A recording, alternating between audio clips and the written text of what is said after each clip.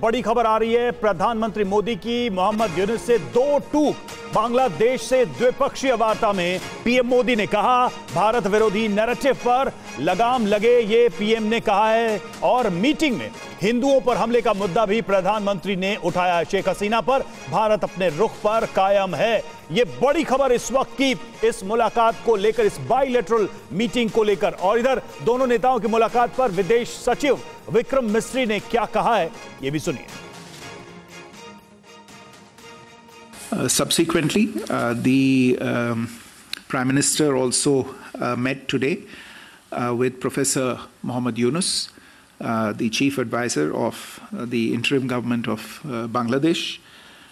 Prime Minister reiterated India's support for a democratic, stable, peaceful, progressive and inclusive Bangladesh. He underlined that India believed in a people-centric approach to the relationship. Prime Minister also underlined India's concerns related to the safety and security of minorities in Bangladesh, including Hindus, and expressed his expectation that the government of Bangladesh would ensure their security, including by thoroughly investigating all cases of atrocities committed against them. The Prime Minister also congratulated Bangladesh on assuming the chair of BIMSTEC and looked forward to the forum further advancing regional cooperation.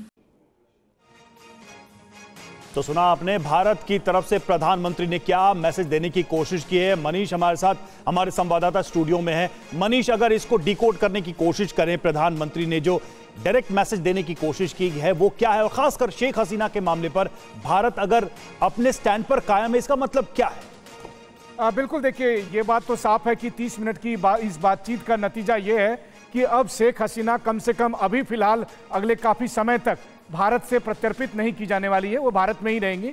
Mohammad Yunus ने शेख हसीना के प्रत्यर्पण का मुद्दा उठाया था, लेकिन जैसा कि अभी आपने सुना कि विदेश सचिव के तरफ से ये कहा गया कि भारत इस मामले में अपने पुराने रुख पर कायम है। मतलब हमें लेटर मिला है, एक्स्ट्राडिशन का रिक्वेस्ट आया, हम देखते हैं, हम सोचेंगे, हम फैसला करेंगे। तो जब तक हम फैसला कुछ नहीं करते हैं तो शेख हसीना भारत में ही रहेंगी। तो अभी शेख हसीना भारत में ही रहेंगी, जिस तरीके से वो 5 अगस्त से लगातार रह रही हैं। अभी फिलहाल उनके प्रत्यर्पण को लेकर भारत ने कोई फैसला नहीं लिया है, इसलिए अभी फिलहाल वो बांग्लादेश भेजने का कोई सवाल नहीं बनता है। लेकिन दूसरी बात यह है कि प्रधानमंत्री ने मोहम्मद यूनुस से साफ तौर पर कहा कि ये उनकी जिम्मेदारी है कि बांग्लादेश में रहने वाले हिंदुओं की सुरक्षा सुनिश्चित की जाए, और जो लोग हिंसा में शामिल थे, जो लोग हिंदुओं के खिलाफ अत्याचार में शामिल थे, उनके खिलाफ कार्रवाई होनी चाहिए। दूसरी बात और है कि प्रधानमंत्री ने मोहम्मद यूनुस से कहा कि बांग्लादेश में जल्द से जल्द चुनाव कराए जाए। उसके लिए उन्होंने सलाह दी है कि बांग्लादेश में जो लोकतंत्र है उसकी बहाली के लिए चुनाव होने चाहिए।